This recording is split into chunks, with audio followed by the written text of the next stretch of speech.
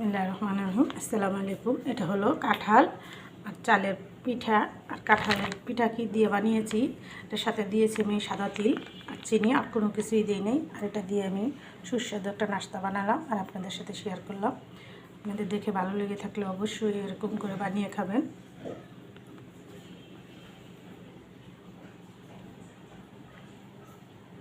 বিসমিল্লাহির রহমানির রহিম। আসসালামু আলাইকুম। হ্যাঁ, কাঁঠালের পিঠাটা বানানোর জন্য কি কি উপকরণ নিব সেটা আপনাদের সাথে শেয়ার করতেছি। এখানে নিয়েছি আমি কাঁঠাল।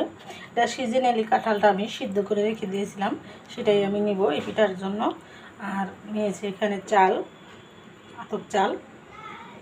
হ্যাঁ দেখেন, আমি শুকনো করে ঝরঝরে করে রাখছি। এটার ভিতরে পানি দেওয়া যাবে না, পানি দিলে পাতলা হয়ে যাবে, তার জন্য আমি এটাতে পানি দিব না। আমি এটা ধুয়ে আমি সেঁকে রাখছি। আর এখন আমি দিয়ে দিব কাঁঠালটা এটার সাথে। এই পিঠাটা অনেক সুস্বাদু একটা ঘ্রাণ আসে। সিজনালি যে কাঁঠালটা অনেকে কাঁঠাল আনলে নষ্ট হয়ে যায়, খাওয়া শেষে অনেক বড় হলে নষ্ট হয়ে যায়, ফেলাই দিতে হয়। কিন্তু আপনারা না ফেলিয়ে কাঁঠালটা একটু ভাপ দিয়ে ডিপে রেখে দেবেন। আপনার যখন মনে হবে তখনই আপনি খেতে পারবেন। এটা এমনিও খাওয়া যাবে, পিঠা না বানালেও খাওয়া যাবে। দেখেন একদম তাজা টসটসে দেওয়া যেতেছে, যে হবাই কাছের থেকে পাইরে আনছে এরকম দেখা যাইতেছে। কিন্তু এটা আমি সিদ্ধ করে রেখে দিয়েছিলাম, সেটাই আমি দিতেছি। হ্যাঁ, পিঠা বানানো একদম সহজ, যারা পারে তাদের জন্য, যারা না পারে তাদের জন্য কঠিন। আর আমি আপনাদের সাথে শেয়ার করতেছি, প্রতিটা স্টেপ স্টেপে আপনাদের সাথে শেয়ার করব। আপনারা দেখতে থাকুন কী করে আমি এই চালটা এটার সাথে দিয়ে আমি বানিয়ে নেব।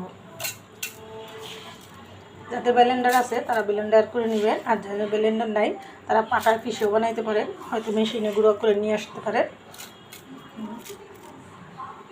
করা হয়ে গেছে, আমি গুলিয়ে নিলাম। আর এখানে আমি ট্রাই করার জন্য দিয়ে দিছি, দেখি কীরকম হয়। দেখেন এরকম হতেছে ফুলকো ফুলকো।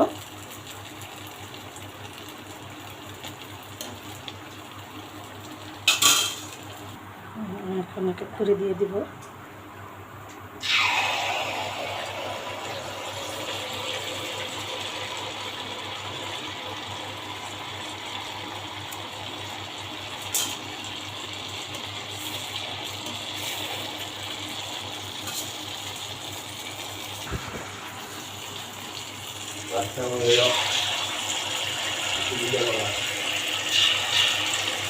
হাতের কাছে যাই থাকে আমি তাই দিয়ে একটা কিছু বানানোর চেষ্টা করি, আর আমার নাতিদের খাওয়ানোর চেষ্টা করি।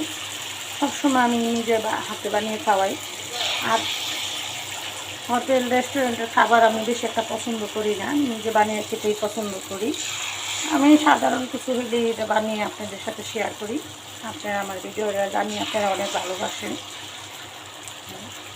আপনারা ওরকম সুস্বাদু একটা নাস্তা সকালবেলা হোক বিকেলবেলা হোক বানিয়ে খাওয়াতে পারেন। কাঁঠাল দিয়ে যে একটা নাস্তা তৈরি করা হয় এটা তো অনেকেই জানেন না, হয়তো আমিও আগে জানতাম না, কিন্তু আমার শাশুড়ির থেকে শিখছি।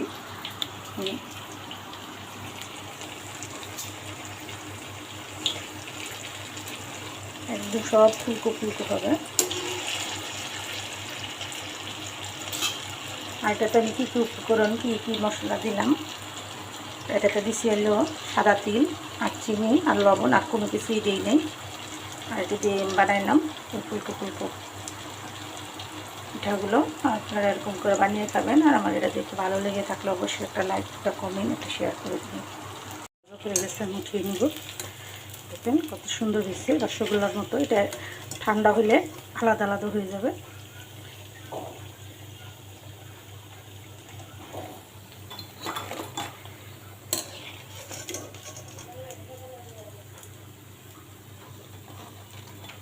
আমি আরও কয়েকটা পিঠা দিয়ে দিব।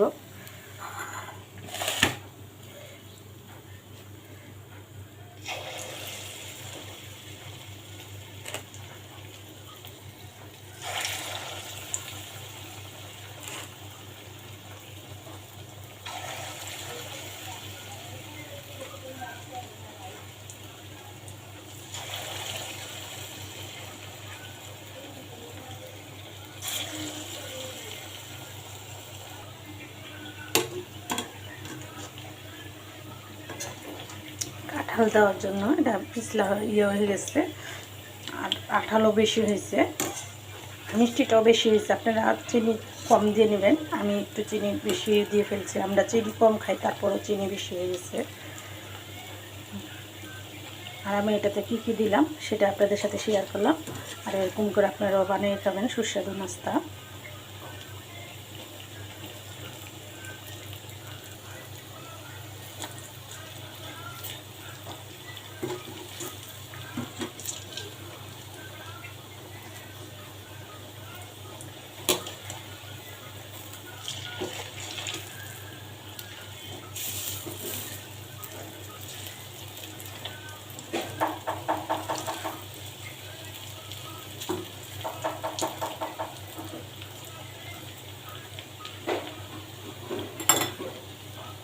আমার এই পিঠাগুলো ভাজা হয়ে গেছে।